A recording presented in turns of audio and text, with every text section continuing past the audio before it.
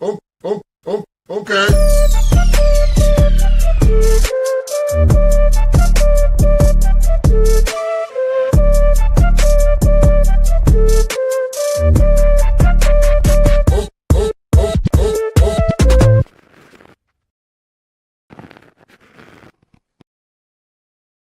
Good afternoon, everybody, and welcome to the Daily Herald here on Badlands Media. I am your host, John Herold, and got quite a bit to go through today because there's a lot going on.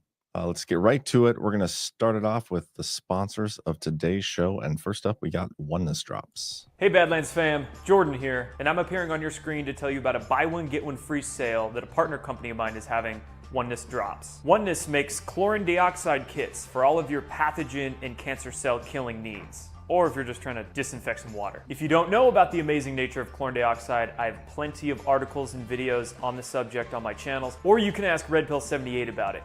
Him and I have been lit up by the media over the years for talking about chlorine dioxide. Plus, Oneness just launched their newest product, DMSO. DMSO has been going viral recently and for very good reason. It can help with a variety of issues such as protecting the heart and the nervous system, like the brain, helping with the GI tract, helping with wound healing, combating inflammation, helping to strengthen joints, helping with cellular detoxification, and so much more. Now the thing is, this sale ends this Saturday, July 5th, so you gotta act quick. Go to onenessdrops.com and use the promo code BOGOJORDAN, that's B-O-G-O Jordan, and they will double whatever you order on the house for free. And if you want more information on how to use chlorine dioxide or DMSO, feel free to send me an email or a message, and I'll get back to you and send you down the right path. Again, that's onenessdrops.com, promo code BOGOJORDAN. Take care, everyone. BOGO Jordan. Thank you for Oneness Drops for sponsoring the show. And we also got a little Loaded Gun Coffee. No better way to start your day. Wake up to the bold flavors of Loaded Gun Coffee, where passion, precision, and patriotism infuse every sip. As a veteran-owned business, they ensure each cup is steeped in pride and unwavering commitment. The roasters handpick the finest coffee beans from around the world and have mastered unique brewing methods. Their skilled farmers cultivate the coffee to embody the essence of duty and honor in every meticulously crafted blend. But it's more than just coffee. It's a family's enduring commitment to freedom. With military veterans tracing their legacy back to the Civil War, including Purple Heart recipients, Loaded Gun Coffee is a brewed testament of pride and honor. Dedicated to preserving the integrity and strength of our beloved nation, they proudly stand as fierce advocates for a secure border and a strong America. So stay loaded, Badlanders, with Loaded Gun Coffee. Visit badlandsmedia.tv/loaded and enter promo code Badlands for 10% off your purchase. That's badlandsmedia.tv/loaded. Promo code Badlands. All right, how is the chat doing today? Got a good crew. Thank you to those who are new to the chat, have been lurking. That is helping us with the Rumble metrics, and we got such a good chat family already. There's no reason you shouldn't join in the way it is. And I wonder, for some reason, Rumble had 2 links for this show up, and I want to make sure I got the right one shared around. I did. Okay. That was so weird. Anyway, we're going to get right to it. There are no updates to the Doge website, as expected. Probably won't get the next one for a few weeks. There's also no update to the White House website. Right now, the biggest talk going on is the big, beautiful bill. And we're going to get to that. Actually, first, let me get a couple of Truth Social posts from Trump. Donald Trump says, my representatives, this is having to do with the Israel and Gaza situation, which we haven't heard from in a while. The representatives had a long and productive meeting with the Israelis today on Gaza. Israel's agreed to the necessary conditions to finalize the 60-day ceasefire, during which time we will work with all parties to end the war. The Qataris and Egyptians, who have worked very hard to help bring peace, will deliver this final proposal. I hope for the good of the Middle East that Hamas takes this deal, because it will not get better. It will only get worse. Thank you for your attention to this matter. So Trump is piece by piece, country by country, bringing peace to the Middle East. And then, a lot of pushback on the big, beautiful bill, a lot of comments on it, a lot of people concerned about it adding debt and everything. And those are valid concerns. Trump responded with a Truth Social post talking about growth, it's a good point. Nobody wants to talk about growth, which would be the primary reason that the big, beautiful bill will be one of the most successful pieces of legislation ever passed. This growth has already begun at levels never seen before. Trillions of dollars are now being invested into the USA more than ever before. Likewise, hundreds of billions of dollars in tariffs are filling up the coffers of the Treasury. The tariff money has already arrived and is setting new records. We are growing our way out of the sleepy Joe Biden mess that the Democrats left us. It's happening much faster than anyone thought possible. Our country will make a fortune this year, more than any of our competitors, but only if the big, beautiful bill is passed. As they say, Trump's been right about everything, and this is the easiest of them all to predict. Republicans don't let the radical left Democrats push you around. We've got all the cards, and we're going to use them. Last year, America was a dead nation with no hope for a future, and now it's the hottest nation in the world. Make America great again. That's all well and good. I do want to point this out, though. Well, actually, let me do a couple more things here. First, we'll hear from Mike Johnson. We're at the 1 yard line in this game that's been played over a year. Really, we worked on this for about 14 months to get us to this point. We're going to run it right up the middle and score for the American people. And I tell you what, everybody is going to benefit from this bill. Sean, as you noted, all those features. It's the most conservative piece of legislation we've ever worked on. You need to mention at the same time that even though while we're having historic tax cuts, we also have historic savings. We're going to save $1.6 trillion for the American people. We're going to cut down the size and scope of government, make it more efficient, make it work better for the people. They demand and deserve that, and the Republicans are delivering. So this is a vehicle. Let's also remember that this is just a step in a sequence of events. We are intending to do more reconciliation work. You can do a reconciliation budget for each fiscal year. So the plan is to do one in the fall for the FY26 budget year. And then we can also squeeze in a third one for FY27 before this Congress is up. At the same time, we're going to be passing rescissions packages from the White House to save more money and spending less in appropriations. We will get the government back to fiscal sanity, and we are the party to do it. Apparently, we're just going to do the reconciliation process every single year, according to Mike Johnson's plan. But yeah, that's where the vote is at. The Senate yesterday, they passed it, and it's going to the House. And there's a lot of discussions about, they're trying to whip up their party because both the Senate and the House have to vote and pass identical versions of a bill in order for it to go to the president's desk. And I'm skeptical that they can get it done. We'll see. They only need 4 people to vote no in the House for it not to pass. And if they make any changes, then it has to go back to the Senate for them to vote on it or make their own changes. It could ping pong back and forth, theoretically. And there's some bad weather going on, I guess, on the East Coast. There's dealing with like flight delays and cancellations. And I don't even know if they have all their members there.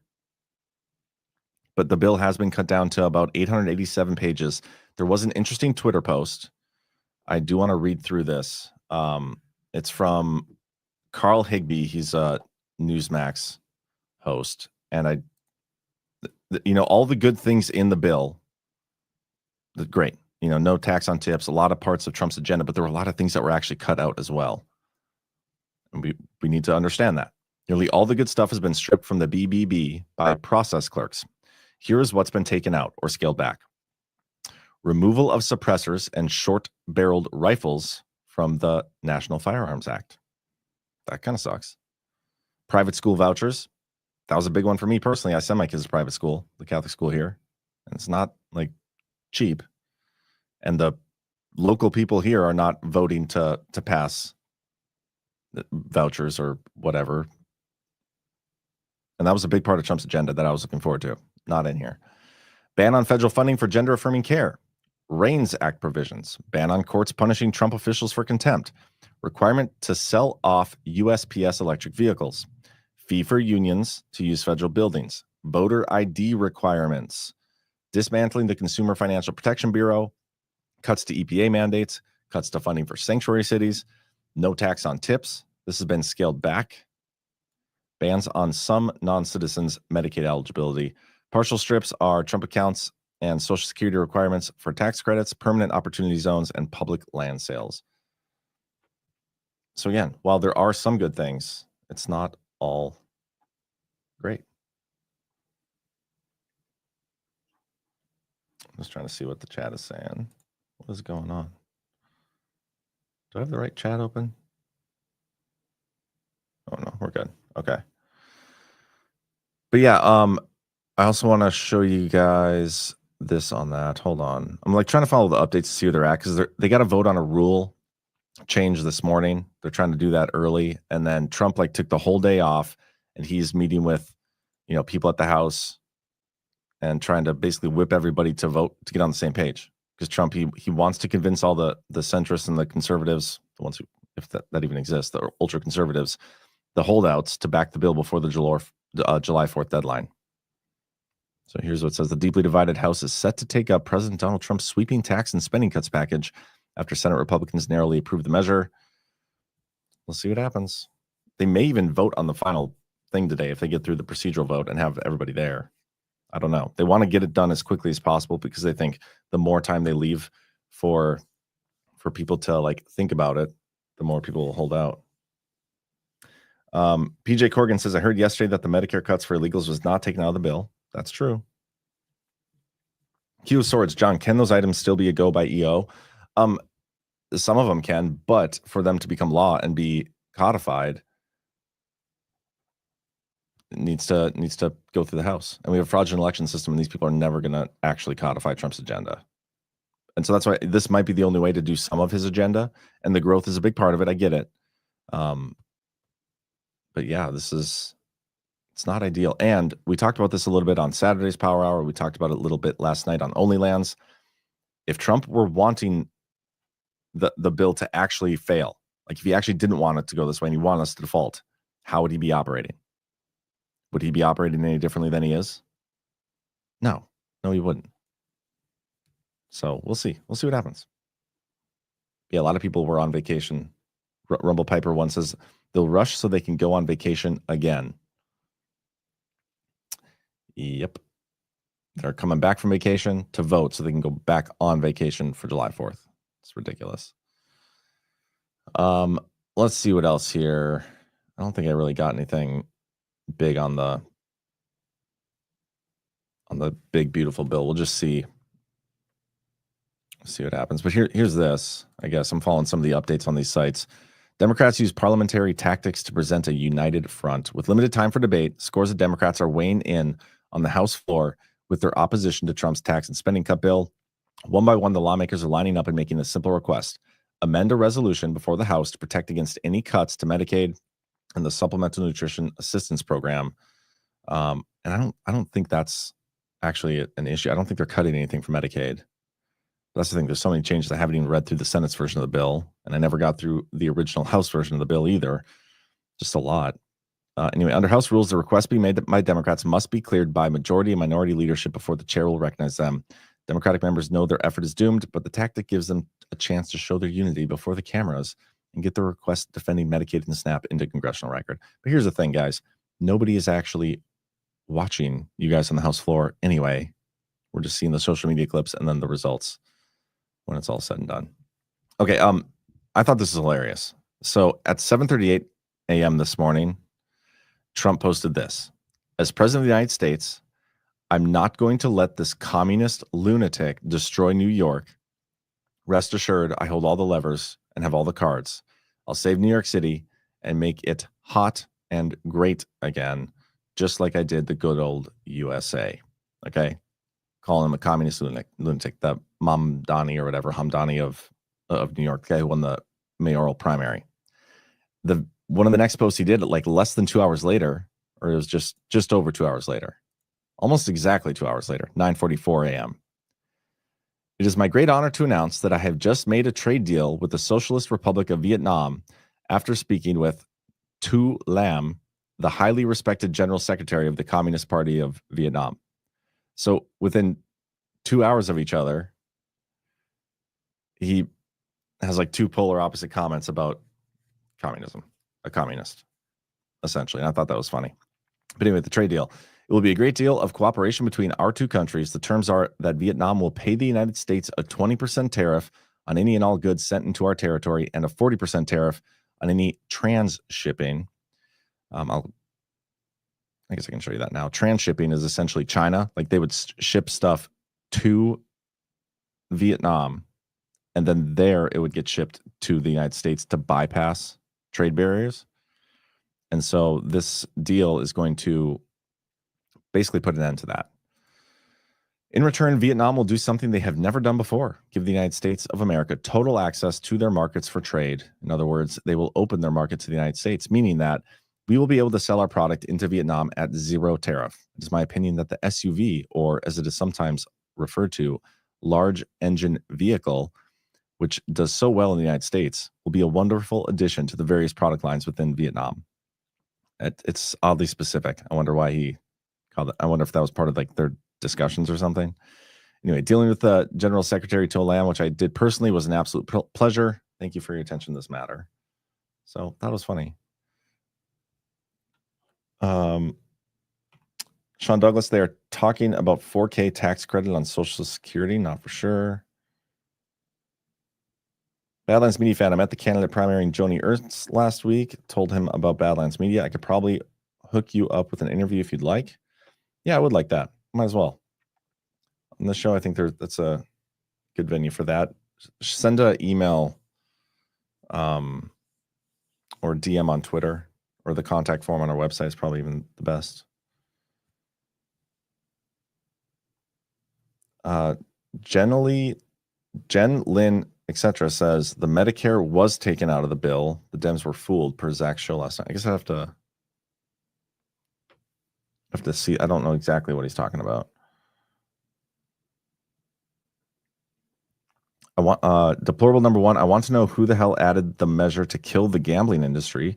I personally think it was the last minute addition to get people to vote against the bill. I didn't see that part either. See, there's so many things in here. Like you see random people talking about things they don't like about the bill. It's hard to know what's in this thing. And I think the more that comes out about it, man, I'm going to try to take the time today to go through it. But it's just so long. It's so much. And I personally don't think the House is going to get on board. And I think they have to make changes and send it back to the Senate. I could be wrong. Maybe Trump will get them whipped into shape, but I don't know. I don't know. Anyway, where we're at right now is the 90-day pause. It ends on, I think, July 9th. Or it's less than a week. I don't remember the exact date, but Trump basically said once this deadline passes for the 90-day pause on these tariffs, and if we don't have a deal with you, we are going to send you a letter telling you what your situation is, and that's the end of it. So we'll see what happens. If any more deals come through, I wouldn't be surprised. Probably a slew of them. Diddy Combs was convicted on prostitution counts, but acquitted of more serious charges. Sean Diddy Combs was found guilty on Wednesday of prostitution-related offenses, but cleared of more serious charges in a blow to prosecutors who had urged a jury to find him guilty of racketeering, conspiracy, and sex trafficking. I think a lot of people were expecting more harsher charges here, but it didn't happen. Combs was convicted of transportation to engage in prostitution, but acquitted of racketeering, conspiracy, and 2 counts of sex trafficking, a partial win for the former billionaire known for elevating hip-hop in American culture. After the judge dismissed the jury and lawyers for both sides, Combs knelt before his chair and appeared to pray. Combs then rose and faced the courtroom gallery. "I'm going to be home soon," he said, smiling and clasping his hands. "I love you. Thank you. I love you." He faces a 10-year prison sentence on each of the 2 prostitution counts. They're going to determine the sentence at a later date. Because he was acquitted of the sex trafficking counts, he's going to avoid the 15-year mandatory minimum sentence. He could have faced life in prison if you were convicted on the sex trafficking or racketeering conspiracy. And they are basically fighting over whether or not he should be released on bail. So kind of a letdown on that case, I would say. Deplorable number one says it was a last-minute addition to the bill. It pretty much kills the online fantasy sports and gambling industry. So far, no one knows who added it, and no one is taking credit for it. Well, that's annoying. Do you have a link for that? I don't online gamble because it's illegal in North Dakota, but I would totally... I would probably online gamble if I had the opportunity. But yeah, we'll see. They're going to try to release Diddy on bail. Mortgage rates fell. Do you guys remember back when Trump was in office during COVID and the mortgage rates were like insanely low, like 2%, maybe I don't even remember, lower. Right now they're talking about people refinancing because the 30-year interest rate fell from 6.88% to 6.79%. It's just crazy thinking how much has changed in those 4.5 years or whatever it was. And so I just wanted to point that out.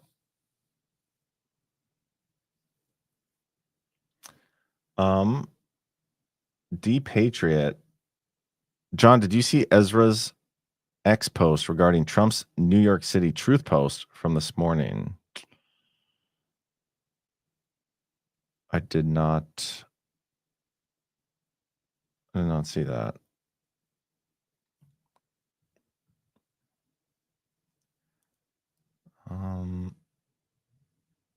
Lumpy Gingy, isn't Comey's daughter running the prosecutors? Just a slap on the wrist for all the bad stuff Puffy Oil has done. Yep. P Daddy 21. Seems as if every single thing we expect from our government or judicial system is a huge letdown starting in 2016. I would, for the most part, agree with that. Oh, here's that Ezra post. Let me see.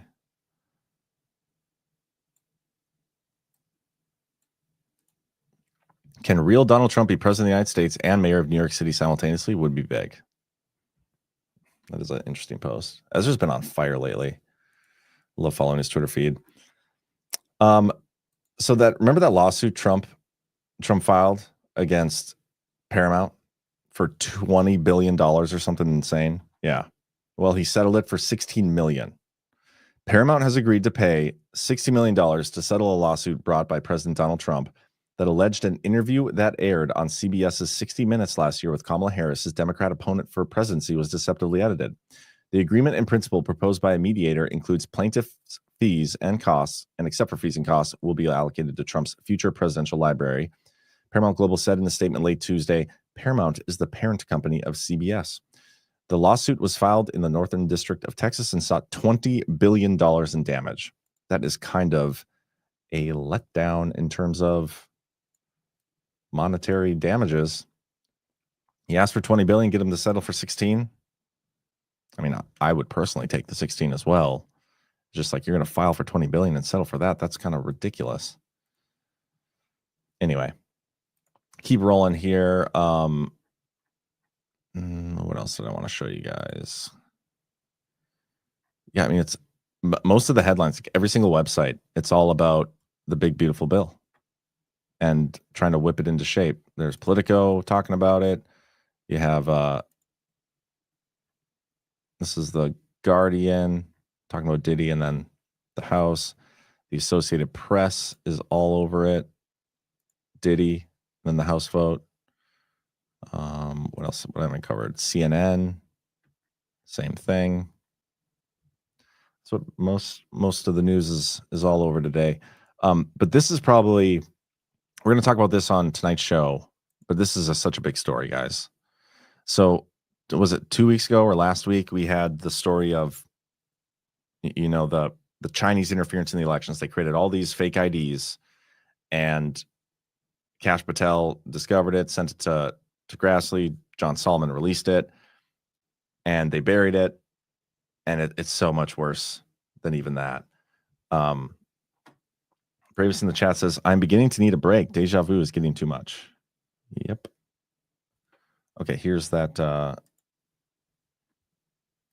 me come to this quick. I'm going to cover the gambling thing before I read this story.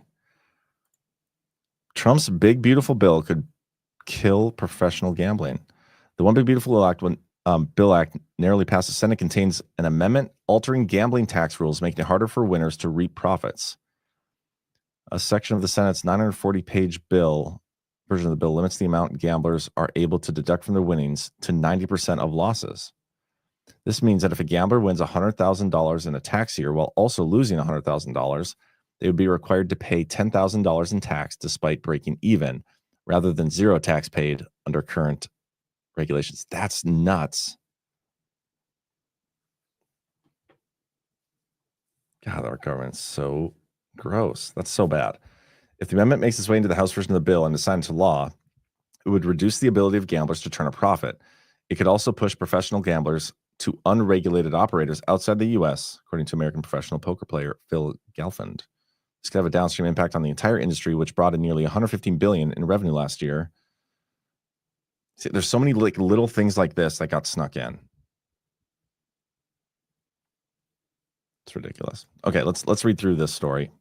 Grassley releases the bombshell record showing FBI headquarters interfered with alleged Chinese election interference probe to shield Christopher Wray from political blowback. I'm going to read most of this just because it's so good. Senate Judiciary Committee Chairman Chuck Grassley today released the internal FBI emails revealing the FBI suppressed intelligence of alleged Chinese interference in the 2020 election to insulate then FBI Director Chris Wray from criticism after Wray provided inaccurate and contradictory testimony to Congress. The FBI declassified and provided the requested records. I'm going to skip down here, actually. So the intelligence report they had from an FBI confidential human source alleged the Chinese government was producing tens of thousands of fraudulent drivers licensed to manufacture mail-in votes, and then presidential candidate Joe Biden. I want to show you guys. This is the actual report. Okay. In late August 2020, the Chinese government had produced a large amount of fraudulent United States driver's license that were secretly exported to the United States. The fraudulent driver's license would allow tens of thousands of Chinese students and immigrants sympathetic to the Chinese Communist Party to vote for U.S. presidential candidate Joe Biden. Despite not being eligible to vote in the United States election, China had collected private user data from millions of TikTok accounts to include name, ID, and address, which would allow the Chinese government to use real U.S. persons' information to create the fraudulent driver's license. Fraudulent driver's license were to include true ID number and true address of U.S. citizens, making them difficult to detect. They plan to use the fraudulent driver's license to account for tens of thousands of mail-in votes. And then the comments on it were, a person's address information was not a valid field when creating a TikTok account. It was unspecified how China would attain U.S. address data from the application. They're spying on us. That's why it's a concern. And then sources available for recontact. Back to this. So then they recalled it. Okay. According to the FBI's allegations, despite showing initial signs of credibility, they're allegedly never fully investigated due to the FBI's sudden and abnormal decision to halt the investigation and bury the IIR's existence. That's Intelligence Information Report, preventing any additional FBI field offices as well as other intelligence community elements from accessing or studying the document. The FBI stated reason for doing so was because the reporting will contradict Director Wray's testimony. One of the FBI Albany intelligence analysts summarized, saying, most concerning to me is stating the reporting would contradict Director Wray's testimony. I found this troubling because it implied to me that one of the reasons we aren't putting this out is for a political reason, which goes directly against our organization's mission to remain apolitical and simply state what we know. It's true. That's what it was.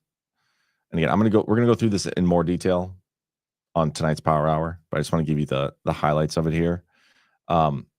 During his testimony, Wray said that I think what I would say is this: we take all election-related threats seriously, whether it's voter fraud, voter suppression, whether it's in person, whether it's by mail, and our role is to investigate the threat actors. Now, we have not seen historically any kind of coordinated national voter fraud effort in a major election, whether it is by mail or otherwise. But people should make no mistake, we are vigilant as to the threat and watching carefully because we are in uncharted new territory. And he doubles down. It says, when asked by Gary Peters of Michigan, your answer is clear. You have not seen any widespread fraud by mail. It is something the FBI watches continuously to make sure that it's not happening. Wray says that is something we would investigate seriously. Peters says absolutely. Wray says and aggressively. And yeah, and so this came out. They pulled it. They had valid, incredible information on it. And they just didn't want to, contradict Wray's testimony. But more than that, they didn't want to do anything that would benefit Trump. And then the emails that were released, I just want to read this one here. I just got a call from the SIA at UC and CD. No idea what any of those mean. Not surprisingly, all raw reporting concerning the election will now require headquarters coordination, which was not required as of last week. So they decided to move, and I don't know what the date on this is, in September of 2020, any information or reporting that came in to the FBI concerning our elections were required to go through headquarters so they could probably bury it. I bet we see a lot of stories like this that will come out where they buried information. It's bad stuff, man. They're in trouble. They are in trouble. The Wisconsin Supreme Court today struck down a 1849 abortion ban, with Justice Annette Ziegler writing in her dissent that the majority ruling was a jaw-dropping exercise of judicial will. Wisconsin Supreme Court on Wednesday struck down the state's 1849 abortion ban. The court's 4-3 liberal majority, which the last election they had there, the seat was stolen, in my opinion. They ruled that the 1849 law that was effectively a near total ban on abortions had been impliedly repealed by the state legislature when it passed later laws regarding abortion. The 176-year-old law made it a felony for anyone other than the mother or a doctor in a medical emergency to destroy an unborn child. That is awful. I mean, it's because of our fraudulent election system that we get rulings like this. And what kind of ruling impliedly? You know, that's just a weird word to use if they didn't directly say it, like, why would you assume they implied it? It's what you get. Stolen elections. We got to fix them at some point. Kash Patel is shutting down the FBI Hoover building. He's moving headquarters across to Ronald Reagan building. Donald Trump touted the news that we'll finally have the kind of building they deserve. Fox News Digital exclusively obtained a Tuesday memo Patel sent to the FBI notifying employees of the relocation and stressing that it is the most cost-effective way to serve the American people. Remember, there's like a huge debate and discussion, was it last year or a year before, about what to do with the FBI headquarters, like build a whole new building or whatever. I'm glad they didn't do it. EC was here, says it's Ketanji Brown Jackson level legal reasoning. That it is. That it is. The Trump administration has struck a deal with UPenn, forcing the school to strip Leah Thomas of his records, titles, and other recognitions won while competing on the women's sports team. UPenn has signed OCR's resolution agreement to resolve its Title IX violations, which requires UPenn to undertake the following action items. UPenn will restore to female athletes all individual UPenn Division I swimming records, titles, or similar recognitions which were misappropriated by male athletes allowed to compete in female categories. UPenn will issue a public statement to the university community stating that it will comply with Title IX, specifying that UPenn will not allow males to compete in female athletic programs or occupy Penn Athletics female intimate facilities. Statement will specify that UPenn will adopt biology-based definitions for the words male and female pursuant to Title IX and consistent with President Trump's executive orders defending women from gender ideology extremism and keeping men out of women's sports. UPenn will post a statement in a prominent location on its main website and on each of its websites for women's athletics. UPenn will rescind any guidance which violated Title IX, remove or revise any internal and public-facing statements or documents that are inconsistent with Title IX, and notify all staff in women's athletics of all such rescissions. And UPenn will send a personalized letter of apology to each impacted female swimmer. This is big news. It's good to see any movement when it comes to the trans ideology, the liberal ideology in general. But it makes you wonder, like, we've had many of these stories pop up over the years of men like sucking at men's sports, so they go switch to women's sports and they dominate. If they start stripping the benefits of doing so, which I guess would just be winning, probably, I don't know. I mean, it's still super stupid, but are we going to see less people even trying? And once it's all banned, you'll not see it at all. But it's not. I don't think it's banned everywhere. But yeah, so that's good news. I just want to read this headline because I think it's hilarious. Michigan Attorney General says she is investigating a company promoting twin flame romance. And I just want to know, who hurt you, Michigan Attorney General? Who hurt you? Did she use the website and got burned or something by her twin flame? I didn't actually read any of the story, so I have no idea. I know that's like a crime in reporting, right? You don't even read the story, you just read the headline and go for it. I just thought it was funny. Trump slammed Jerome Powell. We're nearing the end of my links here, so. No inflation. Our country's strong. Our interest rate should be 3 points lower. If our interest rate was 3 points lower, that's almost $1 trillion in cost. and it's done just by the signing of a pen. But we have a moron at the head of the Fed. He's a moron. Speaking of Jay Powell, do you have a top choice or someone? I do. I have 2 or 3 top choices. Actually. No. You almost got me there. No. No. I wonder if it's going to be Besant, but he's doing such a good job as Treasury Secretary. I almost hate to lose him there. But if he's that good, you put him in a place for 10 years, you can find somebody else for Treasury Secretary a little easier to handle. Or I wonder if we'll see. Oh man, what was the name of the guy? Why can't I think of this? Who's Trump's Treasury Secretary in his first term? Mnuchin. I wonder if he'll make his way back. Anyway, speaking of Powell, we have this U.S. federal housing and the Fannie Mae and Freddie Mac chairman calls on Congress to investigate Jerome Powell. Today, the director of the U.S. federal housing and chairman of Fannie Mae and Freddie Mac, William J. Pulte, issued the following statement. I'm asking Congress to investigate Chairman Jerome Powell, his political bias, and his deceptive Senate testimony, which is enough to be removed for cause. Jerome Powell's $2.5 billion building renovation scandal stinks to high heaven, and he lied when asked about the specifics before Congress. This is nothing short of malfeasance and is worthy of for cause. As Senator Cynthia Loomis said, he, Jerome Powell, made a number of factually inaccurate statements to the committee regarding the Fed's plush private dining room and elevator skylights, water features, and roof terrace, and that this is typical of the mismanagement and don't bother me attitude that Chair Powell has always shown. Chairman Powell needs to be investigated by Congress immediately. So this guy's, I wasn't even following him. He's been pretty based. Pulte.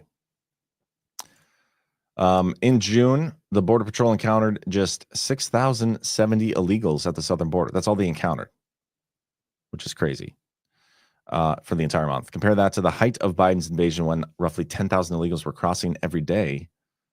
So we're told. Another record low, 15% less than previous record set in March. For the second straight month, no illegals were released into the country's interior. It's crazy. Nationwide illegal immigrant encounters over the month were the lowest on record. On June 28th, Border Patrol hit a single-day record low number of illegal immigrant encounters at the southern border of just 137. The number of gotaways, illegals who escaped into the country undetected, was 90% lower compared to the same month last year. I wonder what that number is. They just said the percentage. Fiscal year is on track to see the fewest illegal immigrant encounters in 5 decades. Encounters are just people that they encounter at the border. So we're seeing less and less of them, which is obviously good news.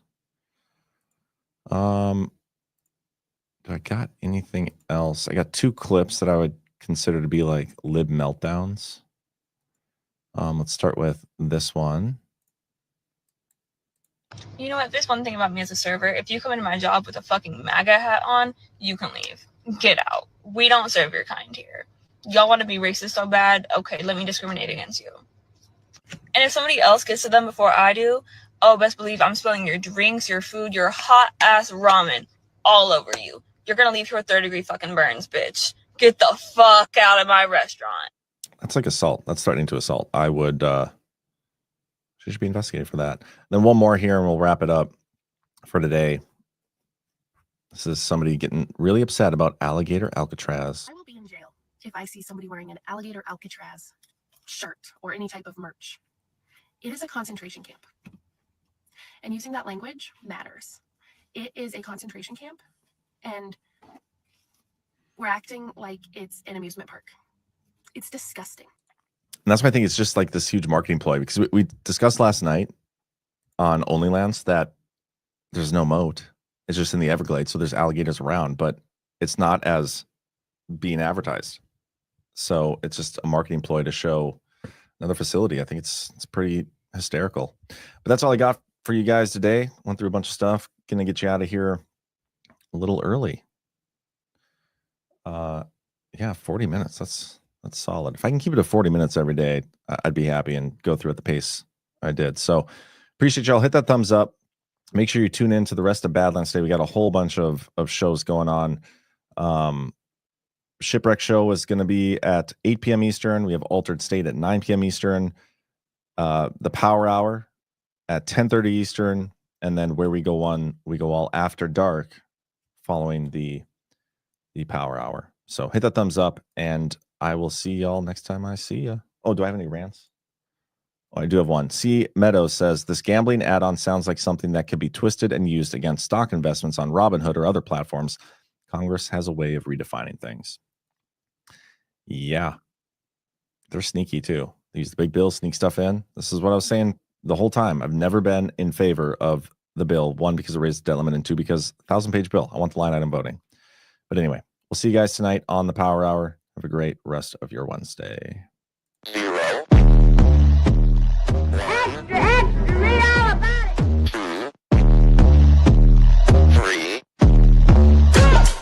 Let's get started.